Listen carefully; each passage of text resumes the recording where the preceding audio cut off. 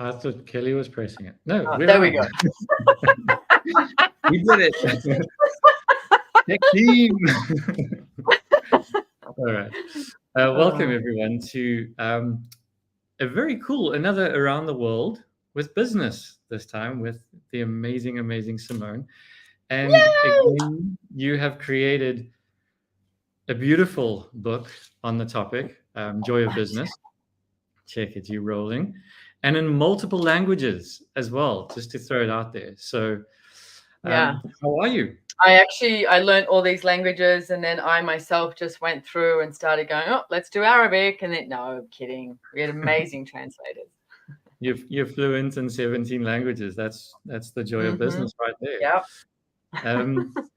So again, just for everyone who's watching, we're going to have we have a wonderful lineup of guests who are from all around the world, and they're coming to bring, just their awareness around how their countries kind of function in business. And Simone, they're going to ask you some questions, and you're going to give us your beautiful questions and advice and tools. I do have one quick thing though to ask you, and that is one of the things that I noticed, growing up, is that business was this very serious thing that needed to be mastered, and you have to get the skills and you have to train, and it's this huge Goliath of a machine that you have to create in order to be successful. And years and years and years into Access, I eventually realized that actually, if I don't have the joy of it, there's no point of it. Yeah. So I would love for you to talk about that a little bit. Well, I think the main thing, Graham, is not judging anything. And it doesn't matter where you grew up. I think everybody has, you grew up in South Africa, right? Yeah. Yeah, I did. Yeah.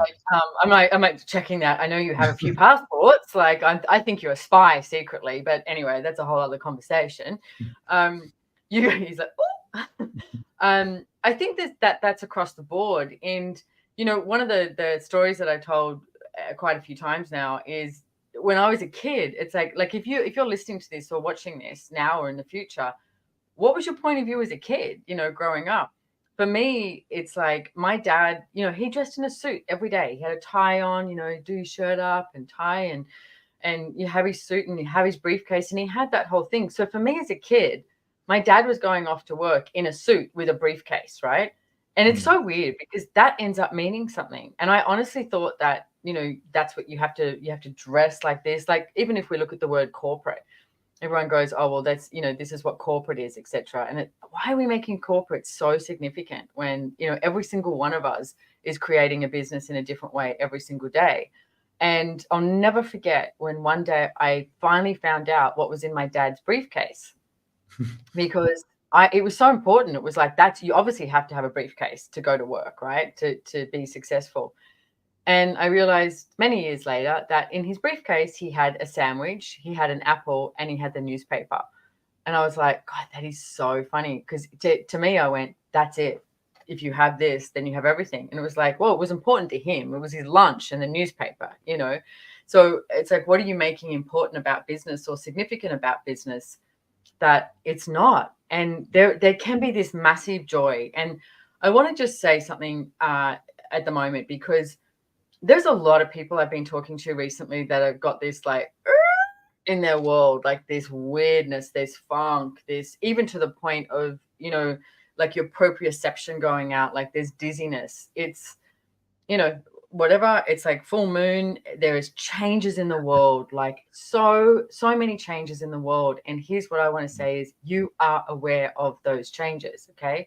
And whatever is occurring, what are you aware of? Like today is a different day, but the last 2 days I was like, man, where's my happy gone? Like, where's my joy gone? And the way I describe it was, I was like, there is no joy in business for me. And I was like, when there's no joy in business for me, that's like, oof, what's going on? There's something, And I went on to a meeting yesterday with 3 different people, and we started the meeting and someone just said to me, as you do on a Zoom, hey, how you doing? And I looked at them and I went, not great. And I was like, not great at all. And I was like, I don't even want to meet up. And I started crying, and then I was like, shit. And then I started talking about what was going on. And then the three of them started talking about what was going on for them. And we spent like 40 minutes not doing a deep dive into a rabbit hole, can I just say. It was more doing a deep dive into what the fuck are we aware of that we're not acknowledging? And we're all going through so much change. The world is going through change. And like, don't judge that. When you're in that, find someone, find a buddy, or even talk it out. Like, I was driving in my car going, okay, you have the tools, you have the tools. Who does this belong to? And all these questions I'm about to mention, if you don't know Access Consciousness, they're all questions that we would use, right? Who does this belong to? You know, is this mine? I was very much like, whose universe am I in? Because whosever world I was in, it just had this like narrowing down rather than a broadening of possibilities. And I generally wake up happy and have a broadening of possibilities. So when I don't, I'm like, oof, okay, what's going on? What am I aware of? But I couldn't shake it.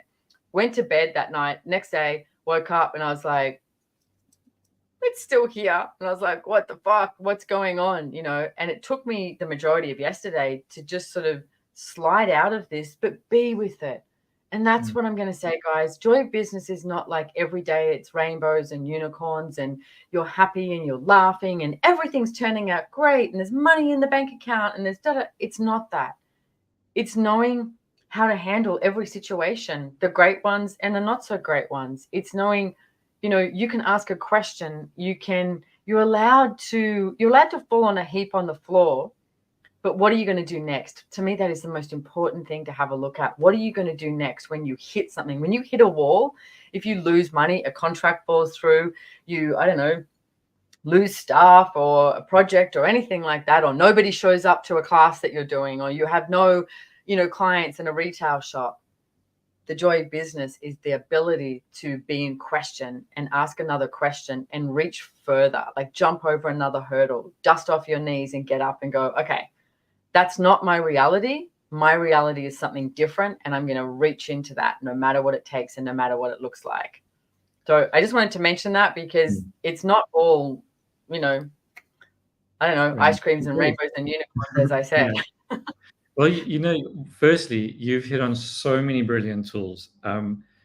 And I think that the two things that really jumped out was, one, what I just got from what you were saying, and because I have the experience of having done business done different, having the joy of business classes and the books, what the tools of Access offer and what the tools of business done different and joy of business actually offer, which is so different to the rest of the world, is in those moments where it's raw and vulnerable, that's actually where the greatest tools apply. Yeah. And no one else offers tools in those moments. They offer like these techniques and these methods to be successful. But hey, when it is actually tough, where are you going to go with that? And this is what I love so much about what you guys offer. Yeah. Cool. Thank you. Yeah. And look, I'm going to say there's a lot of really fabulous business, you know, coaches, mentors, people out there. Like, I follow a lot of people. It's one of my favorite things is you follow people who are giving business tools and the way they've seen it and the way they've done it, you know, because if you're hands-on and you've done it and you're like, okay, what did this guy do? What did this person do? You know, I educate myself all the time, and I don't hold myself as like, hey, I have an answer. I definitely don't have an answer.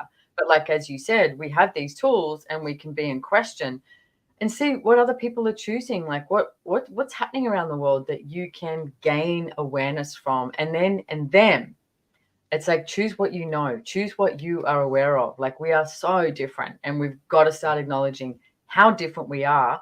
And one of the, you know, Dr. Dane here wrote a book called Being You, Changing the World. And it is really prevalent in my world at the moment. You know, Gary Douglas, the founder of Access Consciousness, said the other day, almost made me burst out crying again. He said, if you would all just be you, we would contribute to the planet being alive and well for at least another 80 years. And I was like, do you know how powerful and potent that is? Yeah. If you would just choose to be you, it's like, it's not try and be somebody else. It's be you, even in business, guys. being you is such a powerful, potent tool. So what is it that you're aware of? Like, what if you were being true to you, what do you know? Yeah. And then what do you get to create from that is that's so different and outside of what we've Yeah. grown up with and what we've been educated as. And Yeah. yeah. Cool. So are you ready for some questions? I'm ready. And I just want to give you a heads up. Graham sent me yesterday. He goes, hey, here's who's coming on and here's questions. And I went, oh, and shook my head. And I went, hey, I'm really good if you don't show me questions.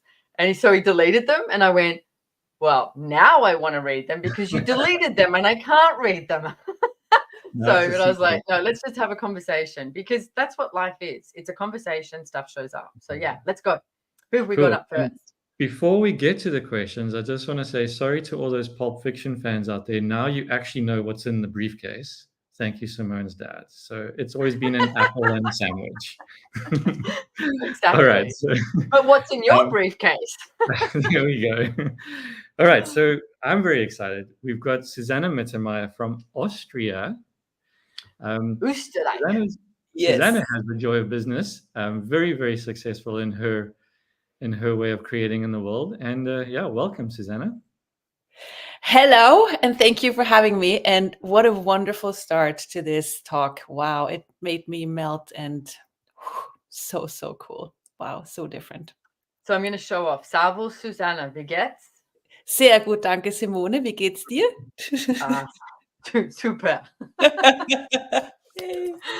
And also Susanna is a Joy Business facilitator. So I want to point that out. There's like, I'm not the only one who facilitates Joy Business. We have a lot of amazing Joy Business facilitators around the world. So yeah, if you go to accessjoybusiness.com, you can find them there too. So yeah. I think but you grew up in Austria, Österreich. Yeah, everyone that's coming on today is a Joy of Business facilitator. Oh, there you go. You know what? I was looking at that, but I just thought that was a coincidence. So this is really cool because I growing up in Austria, and I also lived in Sweden for a longer period. And I actually started business in Sweden, but then moved to Austria for the next business. And what I realized coming here was this thing of the need to come across in a very smart way and intelligent, and have this image of I got it, I'm intelligent, and the need of, if I appear that way, that makes sure that people listen to me and people think I'm an expert. And I noticed that coming here, and I function very different. I mean, even if I have a title, it is a possibility for me, but not something I have to put in people's faces to know that I'm valuable. So that's something where with Joy of Business, which is so different, and we talked about being you and the value of that, really gave me more ease of functioning with an as business in this setting, in this culture. Yeah. So I just wanted to look at that, like, how are we functioning different? Because in business, there is so much of that. I need to appear perfect, and I need to appear intelligent, and it's all about, mental stuff, and how we, like, what is different? Like, how are we approaching business different? So there's a few things with that I would comment on and give some tools, but the first thing is, for me, it's like business is so, like, it has this definition that nobody really knows what it is, but it's got this solidity to it, as Graham was mentioning before, per this reality. Okay. So for me, it's not about fighting this reality. It's not about resisting this reality. It's not about going against it. My question would be is, how can you use this reality to your advantage? Now, two things that I would say is, one, you mentioned the word expert. I love this word because I used to cringe at this word. When people, my PR agent would put me out there as this expert in this and this and this, and I'd be like, no, because you're like, really? Like, I'm an expert? And then I looked at it and I went, yeah, you know what? I am. I mean, I do relationship, done different, classes as well. I do lots of ones. And she always goes, relationship expert. I'm like, yeah, I've chosen some really shitty ones. I've been there, done that. And I have gained awareness. if I look at as an expert in business, I've been really successful in a lot of projects and a lot of companies. And I've also, as this reality would say, failed, lost money, had to shut companies down, lost investment. I've made investment. I've sort of been there, done that. And so for me, yeah, you are an expert because you gain so much awareness from everything that you choose. So one of my favorite tools to use is when something is going not so great, ask what awareness am I gaining with this? Like when something, something costs more money and people go, oh my God, and they go into the trauma and drama of it. It's like, no, what awareness am I gaining with this? When did I actually know that this was going to cost more money? Or because you know. So if you start functioning from that awareness and that knowing, you'll know when to choose something at a different time. So I think it is claiming, owning and acknowledging your difference, Susanna, like really, and the ability to do that, but not fighting this reality. Because what I've noticed, and especially now in the world, people will reach out to those that are inspiring them because they are, as we've said, being them, being you, and creating a difference, and just even being happy, like walking down the street and smiling. People are like, what? That's odd, but you become an invitation. Yeah, definitely. And that's something also, like we had a conversation a lot about, like we are choosing to be the authority by you choosing it, not someone giving it to you and saying, you're amazing because whatever reason and justification they have, what they find valuable of titles or years of experience, or whatever they think is, or age, whatever it is. But it's like, there's so many factors that people say that measures, if you have something to say or not. But it's like, we choose to be that authority or not. And that's something we can claim, and just what I learned with Joy of Business is acknowledging what I know and acknowledging that my different way of perceiving the world and doing things is valuable and is a treasure box that is an inspiration to me and can be an inspiration to other people. And then the playfulness, that's like the playfulness is the value of that, because with, the Austrian culture has this seriousness that also Graham talked about from his experience. And then the playfulness is like, oh my God, like what I get to discover is incredible by not structuring things, but by being in the question of, and not having to have it figured out, not having to have a certain plan. Yeah. And I don't know if you know this, but many years ago, I used to work in Austria, in Österreich, and in a really small town called Soutens, and near the Ötzi Man, the frozen man, and it was 845 people in this town. And I worked at a chalet, cooking and cleaning, etc. And it was very organized and regimented. Like even I remember, like the teacups had to all be in the same spot. I learned this level of organization that I definitely wasn't showing in Australia, in Austria. And if I looked at all the, my boss, who was a man, he was like, you have to be the one that goes and picks all the daisies, all the dead daisies, because a man cannot be seen doing that. I was like, okay. So, but I would go and do that. But I never fought against it. I was just so intrigued with the way people chose to live their life. But then if I look at, you go to the bar at night or whatever, or even during the day in Austria, and their homemade apple schnapps. Oh my goodness. I don't actually need to ever taste that again. But that level of relaxation and chaos in their world when they had that too. So I think it's in everyone. Like, I think that level of chaos and relaxation is in everyone. And I'm going to say I learned organization from working in Austria. So what if like we're doing around the world, right? And everyone always seems to think that each country or culture has their own stuff. And they'll go, oh, in my country. And you're like, yeah, that happens in Australia too. It just looks different. Or in America, etc. So what if what we start looking at is how we are aware of everything, but how we can gain from each country and each culture, so that we can create this interaction and this engagement that is about inclusion and not from exclusion. Even if you don't speak the same language, it's like you can observe and receive. So that's what I would invite, that we all, start being with the world. Yeah. So true. And that reminds me, my mom was a bookkeeper, and from her, I learned like actually the joy of bookkeeping, which may sound weird, but this joy of having numbers and knowing what's going on and having clarity and having everything organized. And that creates so much ease in all the other areas. So that's definitely like an advantage. Yeah. Yeah.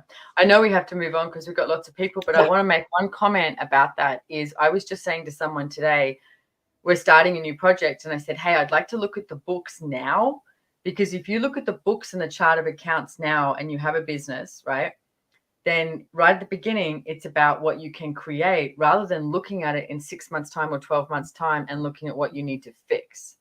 So right at the beginning, if you're aware of the finances, that's when you can get creative and sort of look at, okay, well, how is this all going to pan out? And you're not going to get it right, but looking at the finances right from the beginning will create an explosion of your business. Yep. And then you can play. Yeah. Yeah. Cool. Thank you so much. Amazing. Thank you. Dankeschön. Cheers.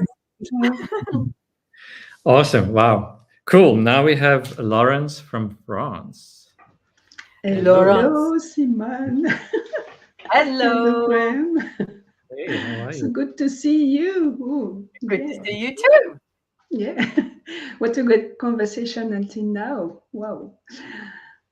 And I grew in France, and maybe things are similar about being you and discover it's the main way to approach people when you are really being you.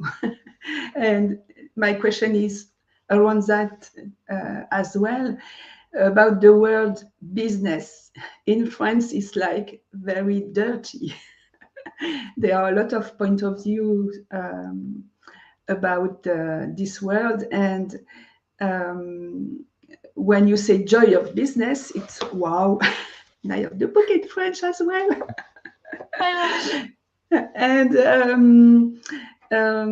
my question is about what invitation can we be with people who are seeing business as something dirty, and what invitation can we be? And you talked previously about using this reality to your advantage. I think it's something around that. And how could I go further with that? And what is the subtle things I could use to that with that? Well, I think it's and thank you for your question too, Laurence, because it's as we mentioned before, it's like joy business is translated into a lot of languages, and I've mentioned that all the translators ping me and go, hey, this doesn't make sense in our language, joy of business. And I'm like, it doesn't make sense in English either, okay? But let's work through it and see what we choose, because most people have a point of view about business. So first of all, I would ask, it's like, what if you misidentified and misapplied business as that it isn't? And everything that is times a godzillion, where you destroy and uncreate it, right and wrong, good and bad, pock and pot, all nine shorts, boys, provids, and beyond. And that's the Access Consciousness Clearing Statement, right? You can find out more about it on theclearingstatement.com. And yet it's really about destroying all those points of view and those thoughts, those feelings, those emotions, everything that is fixed and solid, all the structured reality that you have around something, so you can go, oh, hang on a sec, what if it was a different word? Like if I changed the word business to flowers and I said the joy of flowers, would people relax? They'd be like, oh, flowers, yeah, that's better. And it's like, it really is like, there's so much energy on that word. So what if we also address the elephant in the room? Like, that's what I would do. And so a question I ask a lot is like, hey, how's your business? How's your life? Because one of the points of view I have, this is me, is your life is your business, okay? You wake up in the morning, what do you choose? Do you choose to have fun? Do you choose to have joy? Do you choose to have ease? Do you choose to have great gratitude for your entire life and how you create money or choose money or actualize money, etc.? It's like, how do you be with that? Because for me, it's not something that you switch on and off. It's not like, okay, now I'm at work, now I'm at home, I'm a different person. No, you're the same being. So what if you address that energy and go, well, what is it you would like your life to look like? Because for me, I never understood, Laurence, how people, if they didn't like doing something, why are you doing it? and I will always ask the people I work with, hey, do you still want to do this? Because also we're so different. We like to change everything up. So maybe you've been doing something for a while and you're like, I'm done. I'd like to try something new. So I would address that. And it's like, ask them, what is business to you? What if it wasn't so serious? Like what point of view do you have about it? And get them to look at that, that point of view, like the story of, me looking at my dad. It means a suit and a tie and a briefcase, It's like, well, no, it doesn't. It means so many things. And there was a woman that I did a session with years ago, and she was determined to convince me how much she hated business. And she was an artist. And I went, do you like doing your artwork? And she was like, I love it. That's all I want to do. And I went, that's your business. What if you decided business is? And what we got to was she had decided business was the bookkeeping. It was the taxes, the filing. And I'm like, no, that's a part of business that you do not want to dismiss. But for her, that business was the artistry. So it's like you choose that, and then you can include others and allow others to contribute and ask for help for the part of the business that you're not necessarily wanting to look at. So I would address the elephant in the room, Laurence, and go, okay, let's talk about this. Let's talk about this dirty word called business. Let's break it down. Yeah. It's like, why do you hate it so much? Make a joke of it and play with it and see if there's, something different that shows up. Yes, I have just started to meet a lot of CEOs and like entrepreneurs in networking meetings. And it's funny when I introduce myself, it's like speed dating. We introduce ourselves and to be known, to be well known, and like really in this reality. And when I say I do that. I am an Access Consciousness Certified Facilitator. I'm doing Joy of Business, Being You, classes, mentorship, and so on. They are, wow, you are doing all of that stuff. It's amazing. Can I just comment? Yes. Can I comment, Laurence? When I first met you, which was how many years ago? Oh, it was 2016. Okay, 2016. You were ready for retirement. Yeah. You were ready to just retire and lay down everything. And now you're being a facilitator for years, and you have this new spark in your world, which I absolutely love. So thank you. Oh, thank you, Simon. Joy of business. Yeah, with the smile in the face always. Exactly. And I can go anywhere. Yeah. Oh, thank you so much. Oh, thank you. Merci. Cool. Yeah, see, this is a question. Is it possible to switch on the automatic English in the video? I have no idea what that means, but yeah. So you can actually do that in your own YouTube. You can actually, there's a button at the bottom that can turn on translation. I hope that helps. There you go. Yeah. There you go. Hey, live, ladies and gentlemen. He's a little tech, expert here, just giving you a tool. Boom, boom. Alrighty, Algeria with Dr. Imen. How does it get better? Come on, we need a little bit more jazz hands. Algeria! The crowd goes wild. I was actually looking at you going, what time is it? Because you looked a little like I was like, oh my God, this is a class in its own. And I was getting fried. I needed some sugar, I guess. So I so loved all this conversation. And what I wanted to bring up is something that you talk about in your book, and that was very prevalent in Algeria. And the Joy of Business book. So that was something, and still is something, that is very prevalent, and I grew up around, which is people thinking that they need to get a real job, or telling you need to get a real job, which is the safe job, the one that will get you the safe salary and stable life, and never to risk going into business in any way possible, because there you may lose it all. You may not have the stability. You may not succeed. So I wonder what, in addition to everything that you said. I wonder what you can add to that, because that's something that is that I see very prevalent. You know, again, I'm going to call on this, is Algeria is not the only place in the world that does that. And I you know what, I seriously think that's like a parenting thing as well. It's like it's imposed upon their kids. And if I look at like what's happened in your country, what's happened in your culture, what did your parents go through? Like if I look at my parents, you know, they came through during World War II. My mother was, you know, 18 on a boat from England, you know, from Britain.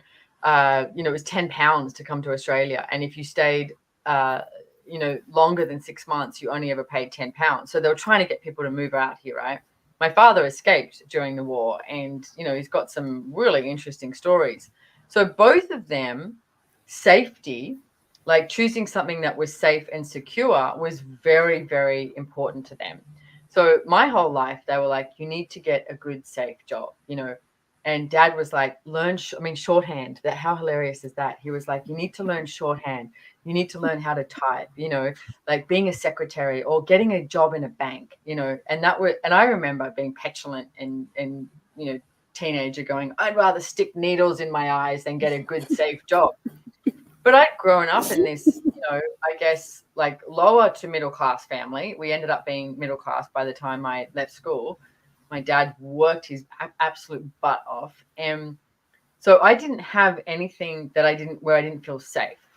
So I wasn't looking for safety. And I think that's what you need to look at. You as a being, what did you grow up with? What's around you? Like if I look at, you know, we have a lot of immigrants in Australia. And I remember when all the Croatians and the Serbians moved out here, and like stupidly, it's like Australia, you know, says yes and has all these immigrants come out here, and they put them all in the same section of Sydney, which just took a war from Serbia and Croatia to a war in Sydney, because they're like, the guy selling the milk and the, you know, and the bread on the corner shop now is the neighbor of someone who killed, you know. It was just like, wow, guys, like you need to look at what future you're creating. But that mentality still went on, is what I'm trying to get to. Okay. So it's like, what mentality have you grown up with that you are taking on as yours that maybe it's not? So everything that is times a godzillion, we destroy and uncreate it. Right and wrong, good and bad, pock and pot, all nine, shorts, boys, provids and beyonds. And I mean, 2020, what a gift.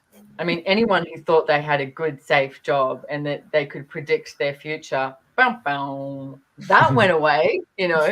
It was more so the people who were an entrepreneur that maybe ended up on top.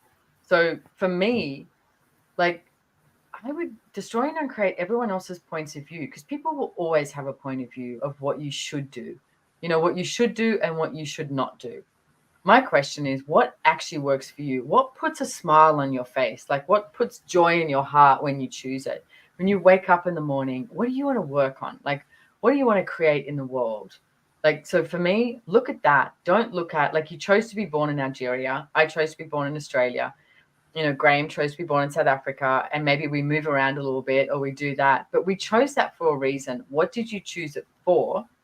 What can you choose in those countries and those regions and those cultures that would lift everything up and not continue to put something down? Because that is not real. It's just a point of view. And our point of view is so potent and powerful.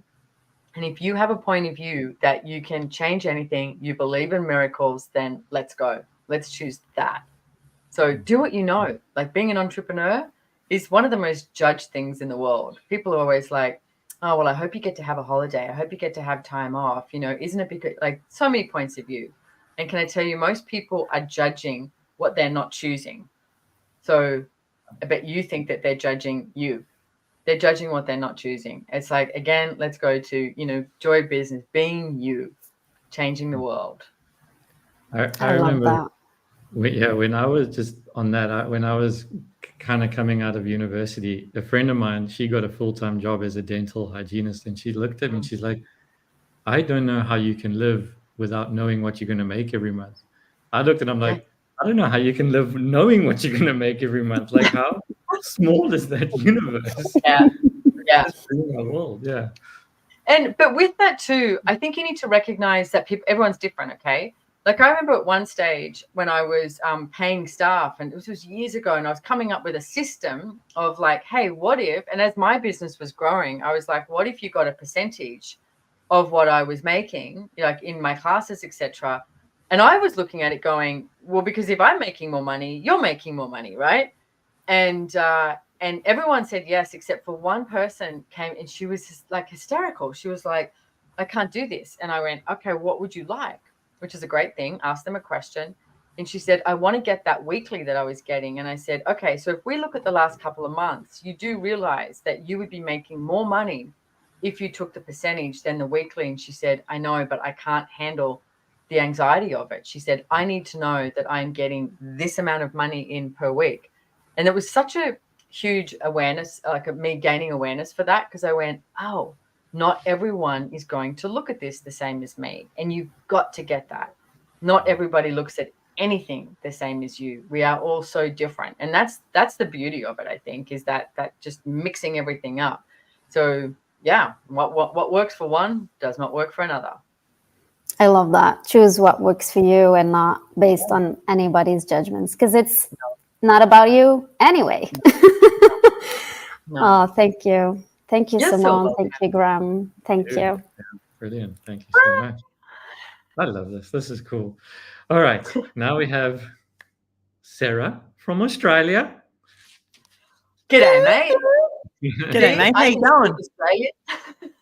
How you going, Good, mate? Oh, good comment. We could really do some translators- Australian slang here. The translators are very confused right now. We need a And there's translator no from button to Australian. translate Australian on YouTube. I'm just letting you know. So, guys, sorry about that. And I apologize in advance. I think my internet is being very Australian tonight. So what I would like to talk about, and I love how all of these topics, as you were saying when you were talking to Susanna, there's really not like a part of the world that doesn't have something going on exactly the same, but we just come up with a different name for it or think it's all ours. And in Australia, I've heard you talk about this thing quite often, and we call it the tall poppy syndrome.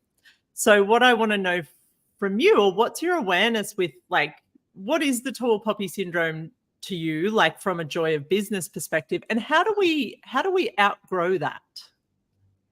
So the tall poppy syndrome is absolute bullshit, and it does exist because so many people have a point of view about it. Like that's how it works, right? If everyone has a point of view about something, then it starts to come into existence. Like that's how we create these realities on this planet. Okay, it takes two or more people to create a reality. So the tall poppy syndrome is basically, if someone is really successful and they get there too quick, right? They make too much money, too happy even, too successful, too quick. The tall poppy syndrome is you must cut them down. It's like, so you're literally cutting the whole idea is you're cutting the poppy at the top, right? So they are not acknowledged. It's not looked at as a greatness. Now, in Australia, man, if you've put the hard yards, right? We would say it's like if you've put the hard work, hard yakka, like I'm giving you all these Australian terminologies. If you've done that, blood, sweat, tears, you've put the years in, you've worked like 14, 16, 18-hour days, you've given up something, you've done all of that, and then you're successful and you have lots of money, we will accept you. We will say, well done, right? I'm like, wow, that is like such a diminishment of the magic, of the miracles, of the possibilities that are just there. And it's interesting because I think that whole theory became has a lot of chaos in it based on, a lot of the younger generation. Sort of there's other ways to make money besides working your absolute butt off and, not just doing 9 to 5, but doing 7 days a week. There's other ways. So it sort of became this chaos thing of like, oh, I can be, an actress or a singer. Like I remember when Kylie Minogue, and if you don't know Kylie Minogue, she's an Australian singer, actress, but she became very popular really quickly overseas. And Australia was such assholes because she became so popular so quickly overseas. We didn't accept it. Australia was just like, no, you haven't done your hard yards sort of thing. No wonder they all friggin' leave Australia and go live somewhere else where they can be, you know, acknowledged and received. So my question is, what would you create that for? Like, how much of that is this diminishment of others rather than the empowering of others to be everything that they can be? So that, to me, Sarah, starts with us. So, and I know you've got variations of this around the world, and it's just a very common theme in Australia. So what if today, like, what if you could reach out to at least 10 people in the next 24 hours and just acknowledge them and just go, wow, you're amazing at this. Like, how did I get so lucky to be talking to you or engaging with you? Or, hey, can I ask you a question about this? You know, I mean, today I've got some renovations going on, and I ended up hiring a color consultant designer because, man, I don't know how to do this stuff, right?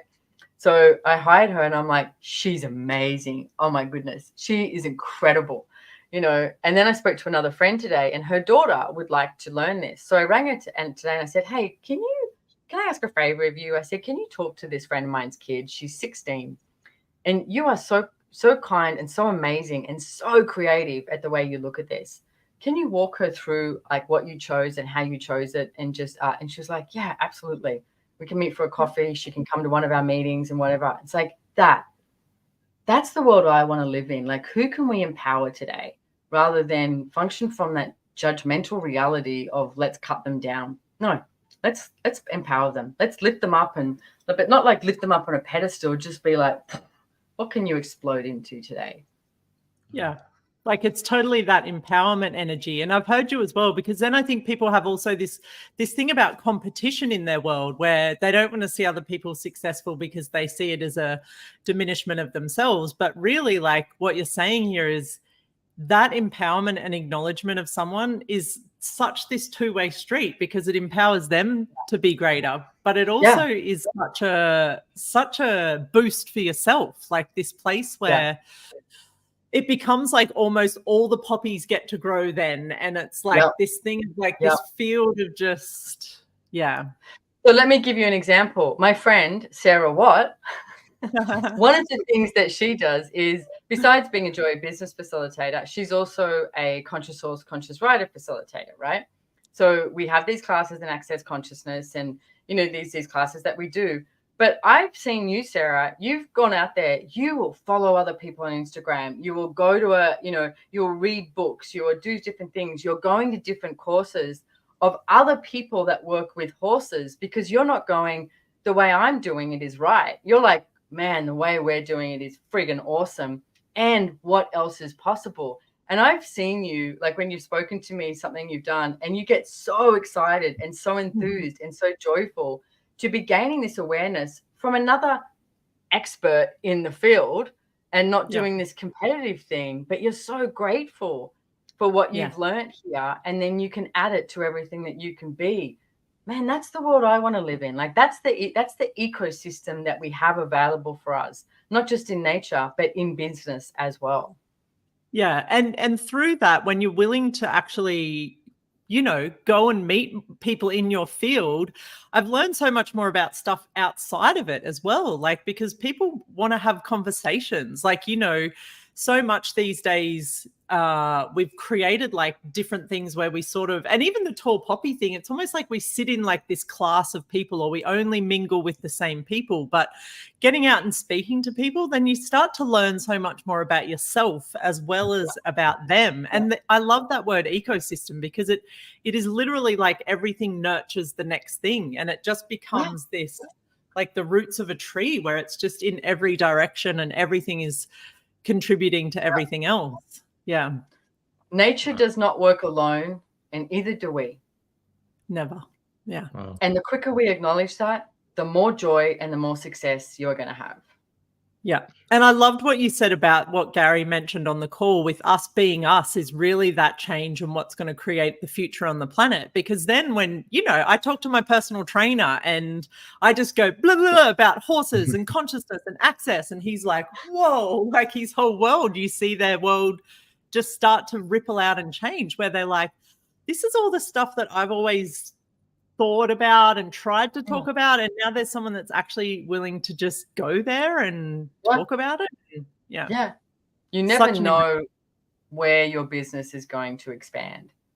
Yeah. And just on a last note, I remember when I don't remember exactly, but you were the first person that ever said, your life is your business and your business is your life. And I was like, fuck, that is so true. Like, it's not about the punch in, punch out. It's not about what you get paid for. It's literally like every interaction and every conversation you have is your business. Yeah. Yeah. Yeah. Epic. I get Like so excited. 25 memes in like 2 minutes. Damn, we should have had 26. No. That's really That's up awesome. to the next person. Okay, no pressure. No pressure. No pressure. Thank you so much, guys. This has been absolutely Thank you, Sarah. Thank Good you. night from Australia. And for our next meme generator, we have Norma from Brazil. Hello, oi, Norma. Oh, yeah. Oi, Simone. So this is so amazing because, as you said, we go to this place, my country, this thing. And as you're talking about, it's like, oh my God, this could be Brazil. This could be my passion. Yeah. Exactly just like Yeah. that. And it melts so much, gives this sense where Yes. separation just, wow. Thank you for acknowledging that too. Yeah, because there doesn't need to be a separation. The only way we create separation is from our choices and not willing to receive. And it's so interesting because so much of business in this reality, it looks so much like as if separation is a requirement for me to create something as per this reality. Yeah, and that's such a lie. It's like you do not need to separate in order to create something. It's like you do not need to do competition in order to create something. I mean, in truth, the only person who is you can compete with is you, you know, and hopefully you are, okay? And here's a tool to use is every single day, what if you woke up and you asked, okay, what would it take to outcreate myself today? Now, what does that mean? That means that today you are choosing greater than you chose yesterday. In whatever area, it's like outcreate yourself every single day with everything. It's like outcreate yourself financially, you know, with the joy in your world. Oh, what if you outcreated yourself with ease? What if you had so much ease in your world today that you've not yet chosen? So it's like, yeah, let's bring it on. Let's reach and lean into the greatness and the awesomeness that we truly be. Amazing. And with that, we have a thing here in Brazil that we say, a Brazilian never give up. And at the same time, with all this craziness with the economy and all of that, there are many people that are getting like hopeless and want to give up. And I'd like to ask you about that. What would you have to say to them? Look, I think a lot of people are going to hate what I'm about to say. And it's seriously just a choice. It's like you've got to have it. Look, just because everybody else is choosing it, it doesn't mean you have to choose it. I mean, I have seen people in the absolute thick of something, like whether it's, you know, a natural disaster or, you know, man-made disaster, bombing in a city from, you know, whatever, and they will make the best of everything. So you have you have your body, and it's like you have the ability to choose anything. I mean, I think one of my favorite stories and one of my heroes in this lifetime is Nelson Mandela. And I always look at him of, you know, I mean, he was, you know, 27 years, he was in this small jail cell, right? And when he got out, you know, everyone was like, yeah, now we can be revengeful. Now we can get everything back. And he was like, no, now is where we forgive. Now is where we start to choose something different. Now is where we create a connection. We basically engage, you know, that was the energy. I'm using my words, but that was the energy that he lived by.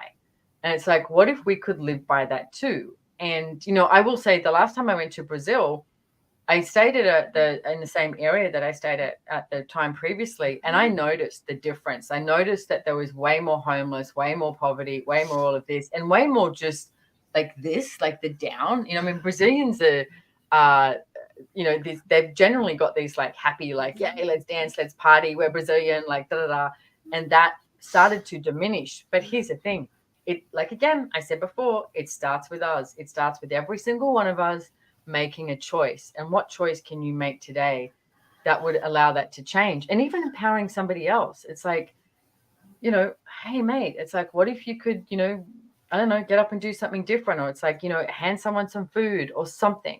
We have to learn to work together on this planet, and we have to, I think, really learn to I guess it's like work together, not from having to save other people, but having to empower them to know that they have a choice. So I don't know. There's a billion stories that I have that of people who have these down and out thing, and then they chose something different. From, you know, we've got a facilitator in Beirut, and she was talking to me about how when they were getting bombed, etc., and how she handled it. She kept bars classes going. She was like, hey, we need bars. We need to swap bars. You know, it wasn't freak out mode of that. It was like, okay, let's do something different. What if this was the time to change? Like, you know, people go to, I mean, I can speak to Australia, and I literally remember the day when they said we're in a recession, and everyone went and started holding on to everything. And it was like, so what was different about today than yesterday? You know, it's just the announcement on the news, you know. But then everybody started holding on to everything and sort of like watching over their shoulder. And then you can see it now starting to be this like, okay, hang on, maybe I'm not going to die. Maybe something else is going to happen. And what can I choose in this moment? Just because it didn't look like yesterday, it doesn't mean you can't choose something different. So even being really brutally honest with yourself, and it's like, what different choice could you make today? Like, what revenue stream could you create? I mean, the favelas in Brazil, wow, is there some creativity going on in those places? Like, incredible. So creativity is just creativity, right? So what creativity can you be in these moments? So, but it is essentially about being in question as well. Like, what else is truly possible? Thank you so much, Simone, for this constant invitation to stepping up. And these tools are that, and you are so much that. So, yeah, thank you. Amazing. You're so welcome. You're so welcome. And thank you. Like, really, thank you. I'm now I realize that they're all Joy Business Facilitators.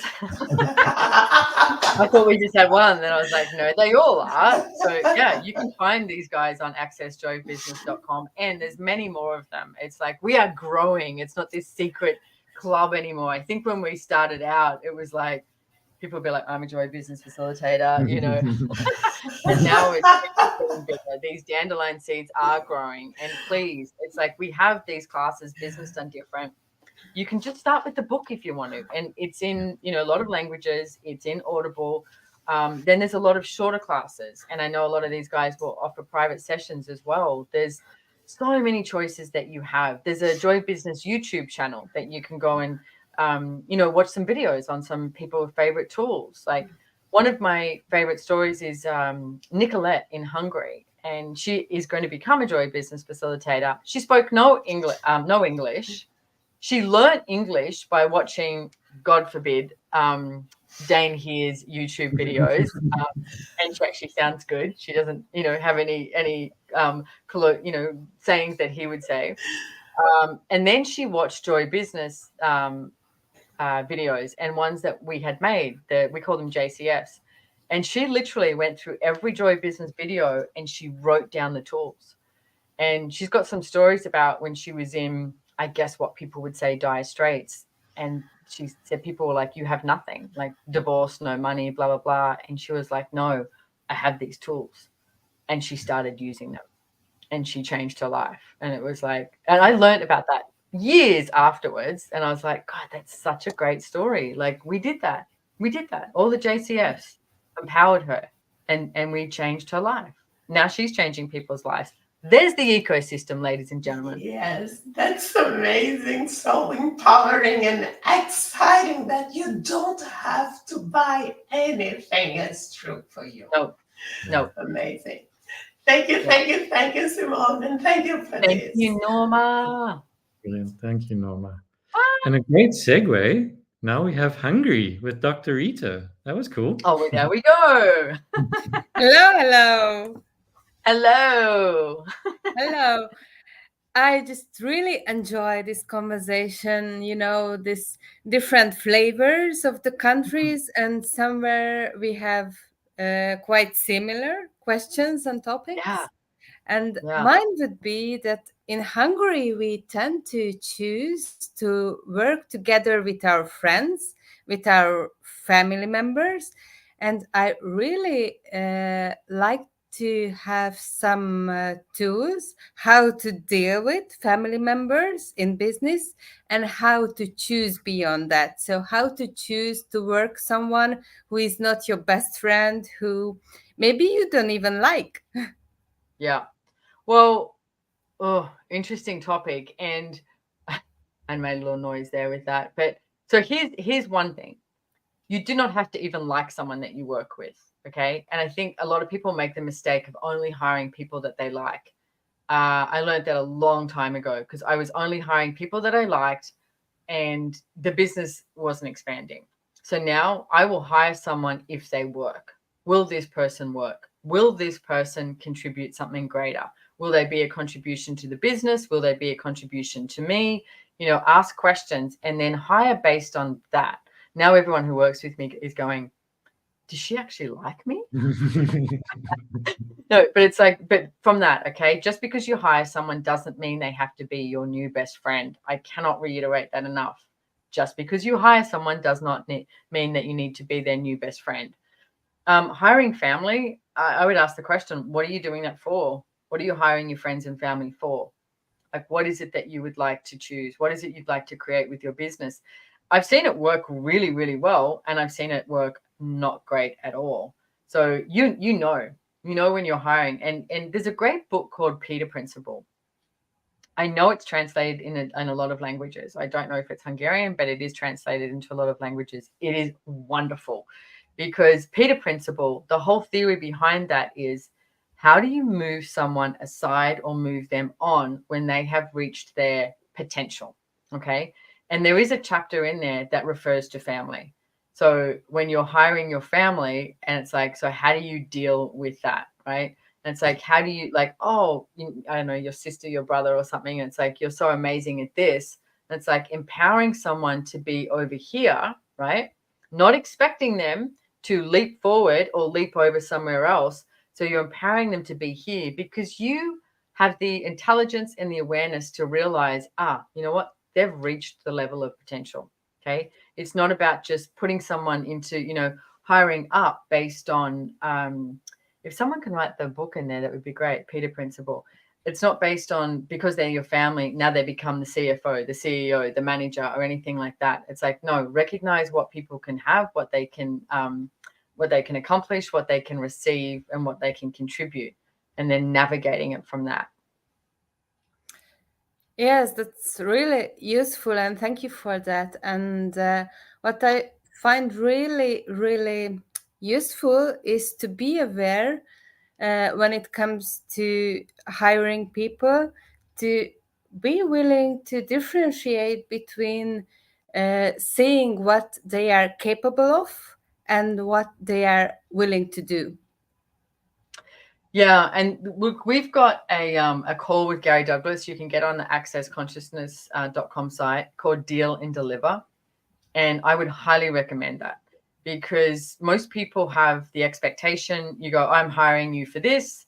And then you blindly think, well, I hired you for this. Doesn't that mean that that's what you're going to do? Not necessarily so. Recently, I've been, as a staff member that we have that I was like, we've had like 3 conversations over years of certain things that this person was going to contribute to. It's just not happening. I finally went, this is not what this person is good at. This person is good at something else. This person is great at being really present with something today. but not for the future. And you've got to look at that as well. And there are so many tools in the Joy of Business book and in the classes that we do, as you know, of looking at, okay, so who is willing to be and capable of being aware of the future? Who is good at maintenance work? Who is good at like startup energy? You know, because everyone has a different capacity. So stop thinking that we all have the same capacity, because we don't. It's like, it's different. So don't try and, you know, it's like someone who's great at accounting, but they're terrible at connecting with people, then don't put them answering the phones. They're not the person who answers the phones, you know. It's like, throw everything up in the air and go, okay, so what's going to create the greatest possibility here of where people can work, and what's going to, you know, what do we need to change here? Don't be afraid to change everything up. Thank you for that. And I can hardly wait to see you in Budapest, Simone. Yes, me too. Oh, but can it get a bit warmer, please? I mean, I looked at Prague and it was like 1 degree. I'm talking Celsius. And I was like, are you kidding me? I'm trying to pack for 2 months in Europe and it's 1 degree in Prague. And then Budapest was a little bit better. I'm like, can we put some heat into Europe, please? Please, some magic miracles. Heat. I'll bring. Well, it's starting to get a bit cool here. Although I say that, and cool in Australia, everyone goes, yeah, what's your definition of cool? Not like Europe. Yeah. Wonderful. Thank you, Rita. Amazing. Thank you so much, Dr. Rita. I'll see you soon. See you soon. Bye. One thing I'm really, really loving and getting from your conversation, Simone, is just you always go to the question. Like, there is a question for every single situation in life and living and in business. It's really cool. Thank you for that. Yeah. All right. We are on our way to Germany with Chrissy. On our way to Germany. Hello, Chrissy. Chrissy's on mute. You are mute. You need to unmute yourself, my love. Unmute. You're muted. You need to unmute. Typical. That's it. Preparing for everything. Snowy greetings from Germany. We also have 1 degree and it has been snowing for the last week. So get prepared. No. We're changing it because we are changing miracles. Yay. And we're going to have heat. Yeah. Yes, absolutely. It's going to change for next weekend anyway. Good. There was a really interesting program on German TV about the really, really, really super rich that in Germany, based in Germany, that no one even is aware of because they're hiding, and they're really, really amazing business people, very sustainable, whatever, and contributing to the country. And what really struck me was one comment from one of these super rich business people. He says, the Germans are the most indecisive people he's ever met in the whole world, really. So on one hand, it's like, they have to check everything left, right, and center, have it confirmed by this friend, by that business person, and to have it totally perfect, cross-checked with everything before they even go out and maybe contemplate of doing it. So they don't ask questions, they don't take a decision. So is there any awareness, any question that you can give to those people? That's funny, because that might be because if I look at, because obviously I live in Australia, so I can speak to that, even though I have traveled a lot around the world. It's almost like Australians would do the antithesis of that, they would just sit back and wait and see, is anyone else doing it? If someone else is doing it, then I might do it, because then I don't have to work everything else out, So it is funny to have that different, the variations. Well, for me too, it's like, I mean, what if they decided that they would get wrong that you're so vested in getting right? And everything at that is times a good zone, we destroy and uncreate it. Right and wrong, good and bad, pock and pot, all nine, shorts, boys, provids and beyonds. And weirdly, it's like, how many Germans don't want to fuck up again? Like, yeah, that's an interesting thing. I dated this guy in Berlin years ago, and we had this conversation because he said to me, you have it so easy. And I was like, what are you talking about? And he goes, well, you're from Australia. He goes, what do people think of? They think of koalas and kangaroos. And unfortunately, everyone has a different perspective of what's going on around the world, right? People love to have a point of view about countries and cultures without actually being in question or meeting people and finding out, And he said to me, so what do you think of when you think of Germany? And I'm going to say it's not so much now, but at that stage too, this was years ago, I was like, yeah, I think of World War II and Hitler. And it's like, so how many Germans are trying to make up for the damage that they didn't do? You know what I mean? They didn't do the damage. Yeah, and that's infiltrated from generation to generation to generation. I mean, you have the Catholic Church that goes into, or you have to feel guilty for everything. You have to do your prayers. Like the whole of Germany is like that. It's being passed on from generation to generation. And of course, I mean, Hitler wasn't even German. He was Austrian. I know. That's what I mean. Like this friend of mine, he was like, he wasn't even born. He was like, he said, I live in Berlin. And he goes, so that you carry that with you. So here, let's do this. Let's contribute, because this is Germany's story, right? And it's like Ireland has their own story. You know, America has their own story. We all have that. But let's do this. It's like we've been talking throughout this live. And if you haven't, been on, maybe go back and watch it. Because a few times we've mentioned we are an ecosystem. Okay. Here on planet Earth, we are an ecosystem. We are all a part of it. We're not just observing. We are a part of it. We are not separate, even though everything like governments and rulings and regulations and that will try and maintain separation, but we are not separate. You will create separation through your choices and the way you think, okay, and what you talk about. But right now, what can we contribute? I mean, I love it's called Around the World with Business. What can we contribute around the world? And let's just put out, like, it's called, SOP energy, Symphony of Possibility energy. All of you guys who know this, it's like, let's be this energy of the symphony of possibilities around the world, reach all around the world. And can we destructure all of the lies and all of the realities and all of the judgments and all of the limitations and the barriers that maintain the separation and the wrongness and also the proving of the rightness in the world, so that we can choose a different reality. We can actualize something different by our actions today. Okay. Yeah. And everything that doesn't allow that to destroy and uncreate, will you please, on 3, we're just going to do this together, just destroy and uncreate, change the molecules of whatever this is. And all of you have the capacity to do this. If you're listening to me, this is your first access thing or anything like that, and you're like, what the fuck? Just go with it. Okay. Play with it. And it's like, you can change the molecules. Okay. So on 3, let's change all those molecules so that we stop the separation, the judgment, and the wrongness of us. On 3. 1, 2, 3. 1, 2, 3. 1, 2, 3. 1, 2, 3. 1, 2, 3. 1, 2, 3. And let's do a 4 for more. 1, 2, 3, 4. Yes. Thank you for that. Thank you. Yeah, that's very interesting. That kind of covers also the second question about all these people in more of a sort of global companies that have the sort of structure of who says what, and you do A to C, and then somebody is actually taken over from D to F, and then somebody else takes over from G to H, but always waiting for somebody else to tell them, from their boss or team leader, to tell them what to do. And then something goes off in a different direction, and then you suggest something different, and they say, are we allowed to do this? Let's wait for somebody else to actually tell me, can I or can I not? It kind of is included in what we did before. Always asking for permission. Yeah. Always asking for permission. Yeah. So what if and again, what if it starts with all of us making a different choice and not fighting anything? This is not about fighting. It's not about resisting. It's not about judgment. It's about destroying all the limitations, and it starts with you. What action can you take today that would create a different reality? Yeah, and without having to prove anything or having a proof for doing it. Yeah. So much. This is amazing. What an amazing conversation. Yeah. And empowering people rather than going into separate. Yeah.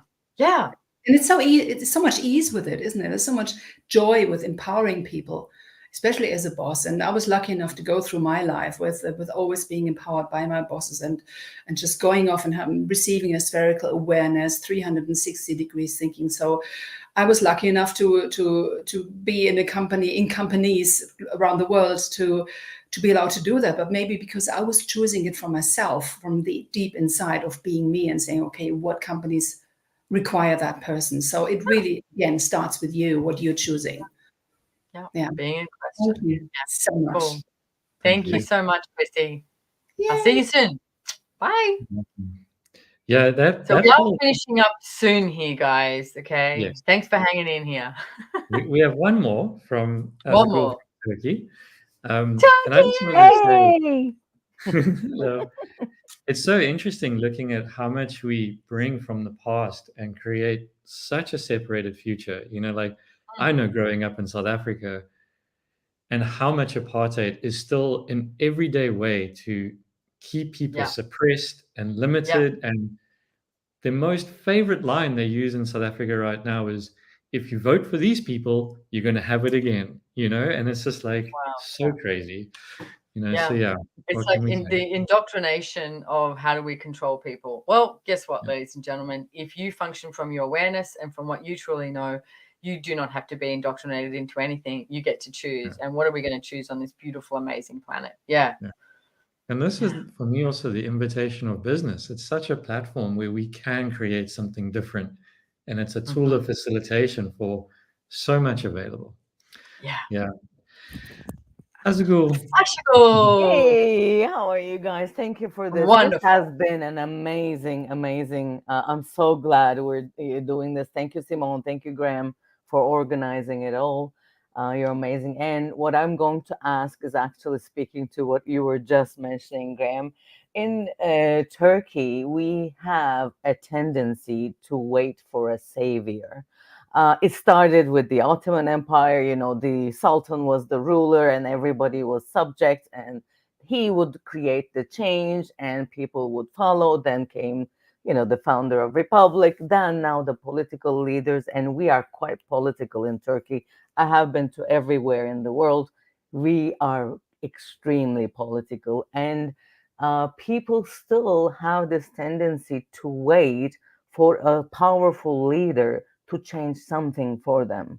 When there is an election, let's say, which happens quite often, amazing, like almost every year, there's some kind of an election, everything goes into a standstill, waiting for the new leader to emerge and change things for them.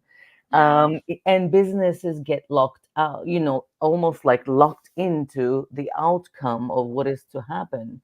Can you speak to that? Like in Access, we say, don't wait, keep on creating. But what would you like to address in that sense? Yeah, well, I mean, I you know what? A few of the points that I have mentioned today as well, Ashikul, is that like what you just said. It's like, don't wait, create. And maybe ask yourself too. It's like, what are you waiting for? Because it's got that energy too of, you know, how I was saying about Australians would be like anyone else doing it, and they'll wait until like, you know, oh, the next door neighbor did it, so now I'll choose it, rather than, well, what if you were willing to be a leader? And what if you looked at that? It's like, what leader could you be in your life today? And even start with that. What leader could you be with your business today? And what could you lead others as being that you know, catalyst of showing people what they could choose? For me, a leader is somebody who knows where they're going and they knows what they desire, right? So for me, you know, I've wanted to, from a really early age, about 16, 17, I didn't know exactly what this was going to look like, or even now. I'm like, but I wanted to change the world and I wanted to do something different. And I knew I was different. I knew I was different. You know, and I kept looking around thinking, this can't be it. This can't be it. There's got to be something different. And so I headed off overseas and I traveled for quite a few years and just engaged and explored and chose different things. But my whole sense, my whole being was, I'd like to be an invitation in some way to empower others to change the world. Like we can be that, you know?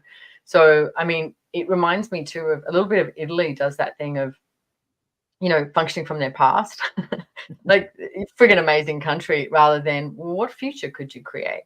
So what even if you just started asking people those questions? It's like, so if you weren't functioning from the, you know, the history of Turkey and waiting for someone to save you, it's like, what could we create? What action could we take today that would create a different future? But you know what? Some of these things I think everything in business is a marathon, not a sprint. Okay. So every question you ask and every action you take, it may take some time to come to fruition. Don't quit. Okay. Like when we say don't quit, always create. And, you know, I see a lot of people just go, oh, it's too many people. Gosh, Turkey's got a lot of people. It's too many people to deal with. Too many this. Everyone's doing this. I can't do, you know, so they just fall into line. well, if you weren't falling into line with everybody else, what would you choose? Yeah. And start choosing for yourself, and then, you know, being that leader in your own life, and then see what shows up as well. But it's like, don't buy the bullshit as real. Because like I said before, every country has a different story. We all have a different story about money, finances, you know, poverty. I mean, you know, you mentioned apartheid, Graham. And then, you know, India would have a story about the caste system that was, quote unquote, eliminated. Was it? Legally it was, but it's still there, you know. Yeah. So everybody has that structured story of their country and their culture.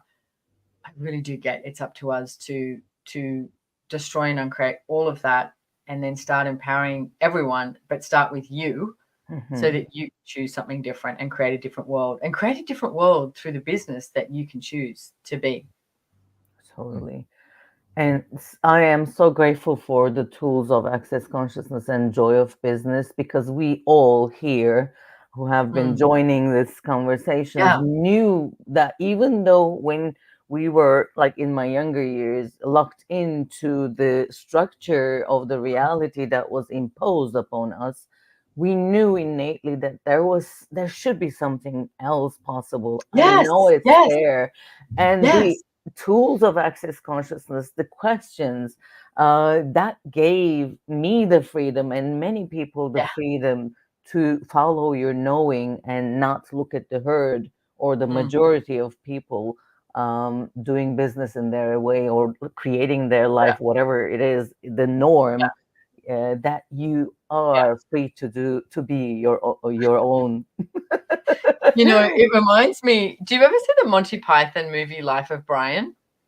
It's a very old movie, okay? But there's this scene in it, and there's a whole mass of people, and they're all standing there, and they go, all at the same time, they go, "We are all individuals," right? And then one guy goes, "I'm not." And it's like, that's exactly what's occurring. Everyone's going, "Oh, I'm an individual," but you're saying it at the same time and doing the same thing as the next person, rather than, what do you know? What would you like to be in the world? You know? So yeah, start being in question. So thank you so much, Aisha. Thank you. And for those of you just joining as well, if you want to even just, like, Joy of Business is the book that I wrote many, many years ago, and there's Access Joy of Business facilitators around the world.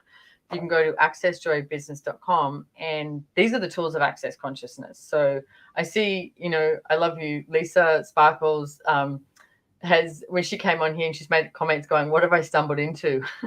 A different world, Lisa.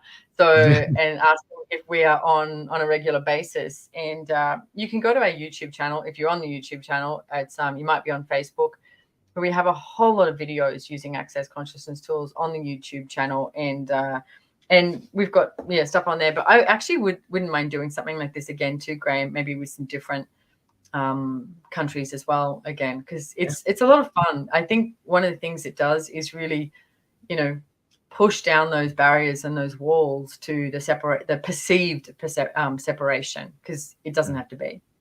Yeah, and it creates that energetic reach out, that there's other people in the world that, hey, we've got people who've got our back. There are other people who also desire something different.